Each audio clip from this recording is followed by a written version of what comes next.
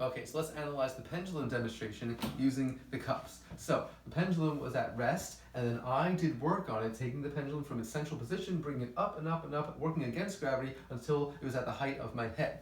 And so in the system starts with no energy. I, being not gravity and not a spring, I'm doing non-conservative work on the system. I'm giving energy to the system, because if I don't do that, nothing happens. So I do work against gravity, I do my non-conservative work on the system, and here are the starting conditions when it's at rest against my face. I let it go, and it swings back towards the middle, losing height, gaining speed, losing height, gaining speed. But along the way, friction and air resistance do a little bit of work, taking some energy out of the system. So if we were to measure its speed when it got to the central position, it's going to be going a little bit slower than conservation of energy would predict.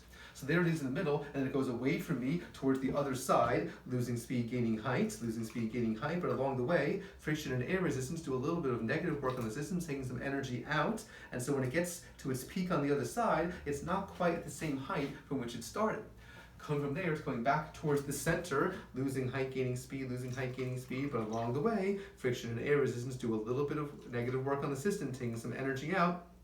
And so again, if we were to measure its speed in the center there, it's not quite going as fast as conservation of energy would predict. And now it's going from the middle back up towards my face, losing speed, gaining height, losing speed, gaining height. But along the way, friction and air resistance once again do a little bit of negative work on the system, taking energy out. And so when it reaches its peak near my face, even on that first swing, while it gets close to my face, you can see that not all the energy that was available to it is in the potential energy cup anymore, and so it doesn't get up to the height of my face even on the first swing.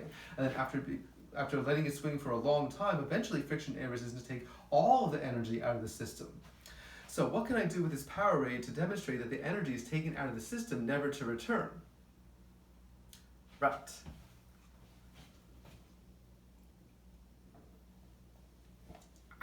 Refreshing.